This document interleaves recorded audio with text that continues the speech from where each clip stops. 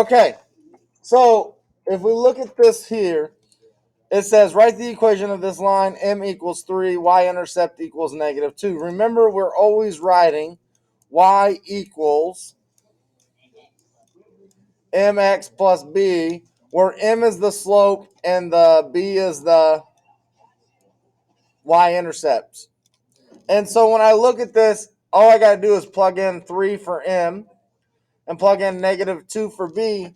So when I look at this, I should be looking at the last part here where it says y equals 3x minus 2. When I look at the second one, it's the same thing. I'm wanting to write it y equals mx plus b. So it would be y equals 9x.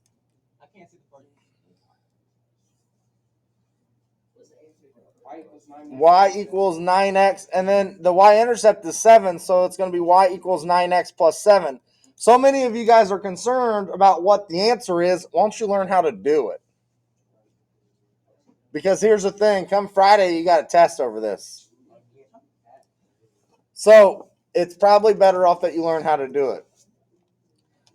Now, the next one says write the equation of this line where it says m is 1 and the y-intercept is -21. A couple things on this one. Y-intercept equals -21. That's the b, so it's going to end in -21. Plus 1, just 1, -21. It has to be this one because it's the only one that ends in -21. It says write the equation for this line. I need to know what m is, and I need to know what b is. And I always start with b. Always start with what? B. That's something that you might want to remember for later today. The b is right here. It is currently -2. I like to follow the line until I hit another spot in the corner, which is right here. And I can see left to right this is positive, so the slope is positive. It rises 1 and runs 2. So the slope of this line is 1/2. So we should write y equals 1/2 x minus 2, which is, in this case, the top one. For the second one, I'm always going to start with b. The b of this one is what? 3. If I follow the line left to right until I find another spot where it reaches, what do I notice? That this is a negative slope. It rises 1 and runs 3.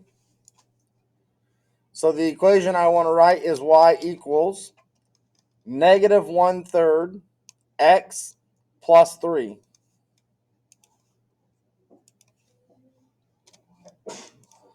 I should go ahead and click submit. You should get a perfect score on that.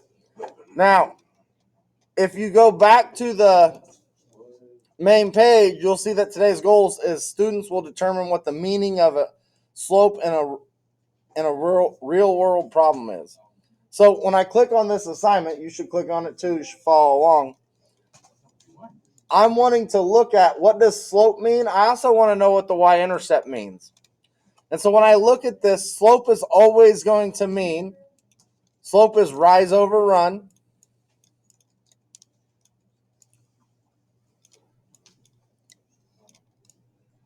Well, if we think about that, the y side is always the rise. The x is always the run. And so when I look at this, I see number of guests,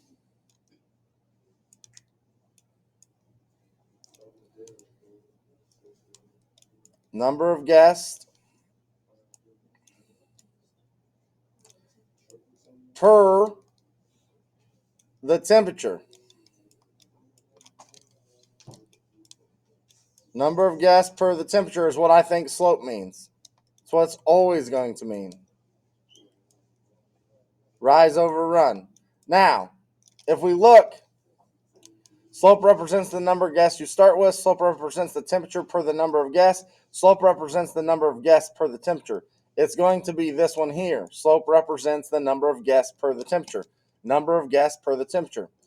The y-intercept, earlier you heard me say it's always the what? It's always what I start with.